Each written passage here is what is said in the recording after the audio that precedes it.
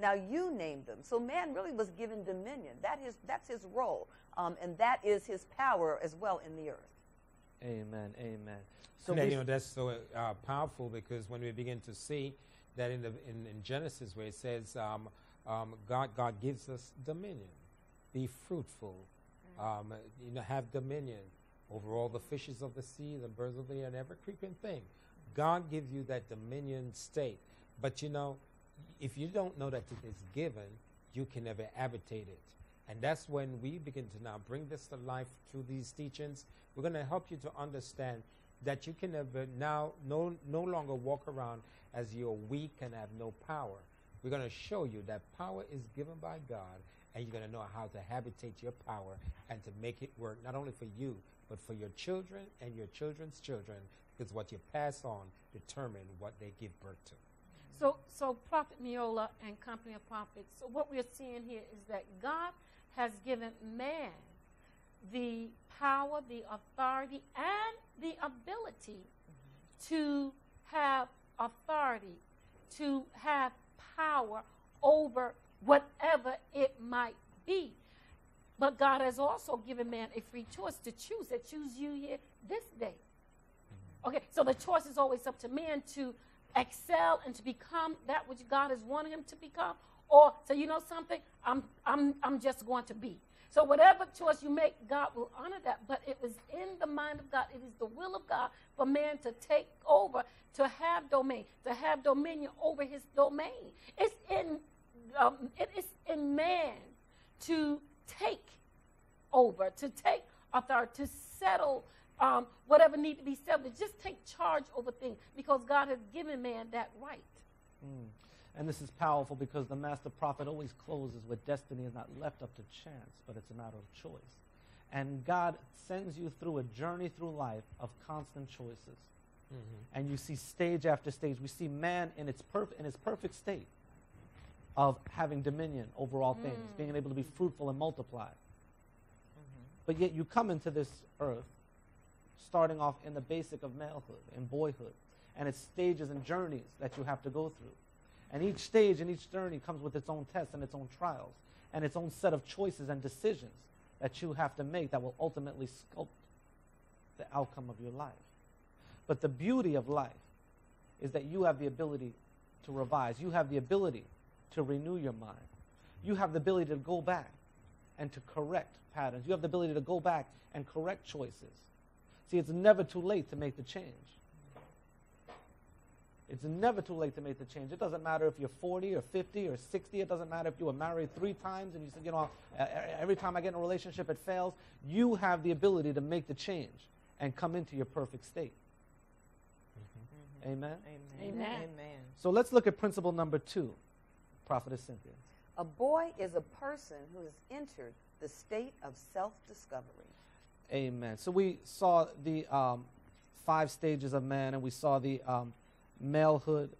And Master Prophet was talking about this the other night, that a male is one that is just dealing with the senses, just dealing with satisfaction. They want to have it. They want to have it now. They don't want to take no for an answer.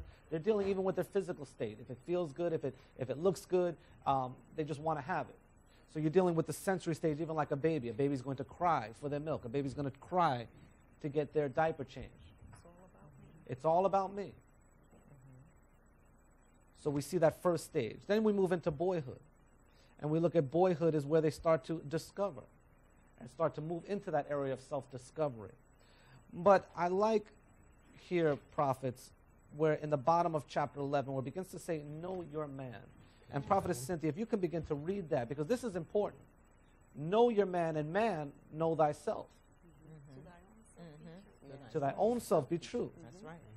Knowing where you're at and what you're dealing with is vital upon your course. See, God will give you signs, and God will give you trials, and God will give you tests, and God will give you choices. But you've got to know what road you're on. You've got to know what stage you're on. So Prophetess Cynthia, go ahead and read that chapter there on man, know your man, excuse me. Yes, know your man. It is crucial to understand the stage a person is in. Women especially need to know what stage a man is in when she meets him. She must discern his season so she can determine whether he's a man or a boy. When she fails to rightly discern his season, she is apt to make the disappointing decision to marry a boy rather than a man. Often, she's ignorant of the difference between the two, and the knowledge of her error begins a bitter lesson that becomes a horrific reality within the first 6 months of marriage.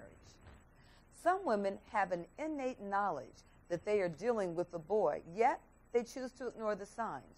They will trumpet to everyone the truth of what they found. I'd like you to meet my boyfriend. Ladies, seriously.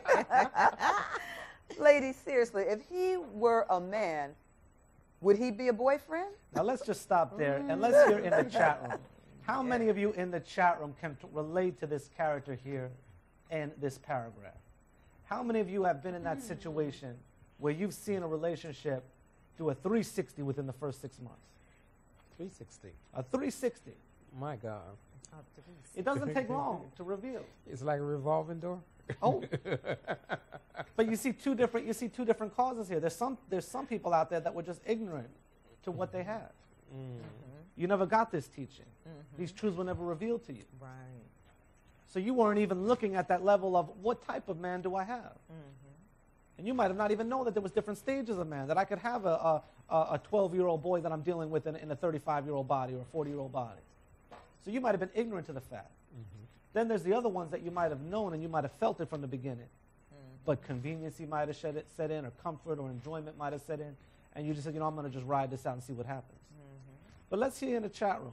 We see Katrina Griffin says, amen, amen, amen. I've been there. Leola Mills says, true. Christian Long says, so true. Prophetess Marshall Coleman says, wow and wow. Elaine Shelton says, I can relate. Linda Harris says, I can relate. Yeah. And Cheryl Patience says, yes and yes. You know, when you begin to realize and even speak it out, you begin to break those patterns so you don't make those same mistakes. You begin to start setting bars and expectations and levels that people have to meet up to. You know, it's not a matter of just dealing with someone there was a nice chemistry or there was a nice connection. You know, there's a certain level and a certain standard and a certain bar that has to be met. So Prophet Meola, so what you're saying, so it's not about, well, oh, he looks good. It's not about that. Oh, no. Because many times women, especially like we judge things outwardly. Oh, he looks good. He has the right look. He has the right talk, the right size. You know, he's tall, dark, and handsome. I mean, he's driving a BMW. He's driving a Mercedes, whatever their expectation is. And then they go for that, thinking that this is a man. And many times realize, no, this is a boy because he's still playing with his toys. That's right. And men the same way. If you're at those lower levels of maturity, you're looking at a woman as a toy or a trophy, looking at the outward shell. And we know the master prophet says you're supposed to be marrying a mind and not a behind. So it's that level of what you're on. So you've got to look, number one, at the standard that you're setting, but you also got to look back at that man and what kind of standards does he have and what is his expectation of a woman. Yeah, because see, you got to realize, see, a man, a real man, is going to look at generations.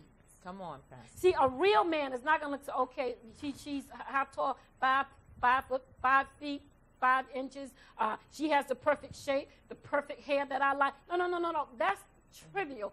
But he's looking at relationship that's going to be generational. I mean, what is she thinking about? Can these two companies come together? And can we have a merger here? I mean, are there any liens on the land? Are there any situations that I'm going to have to deal with? Or am I willing to deal with these situations and stuff? And that goes both ways. Because, see, we got to realize with the male and with the female, it's a merger that's going to take place. And you got to realize, do I want to merge myself with something that's not ready, something that is immature? Even Jesus would not marry someone that was immature. That's he said, I go away until Christ have grown up, until the body of Christ have grown up into the maturity. So there must be a maturity, there must be a growing up so that there can be a coming together. If there's not a growing up, there cannot be a coming together. Amen. Shut up. Yes, And you know, that growth, Prophetess Deborah, that you speak of, it will always require some level of change. It's going to require a person to move away. That's why the Bible talks about For this cause shall a man leave his father and his mother and cleave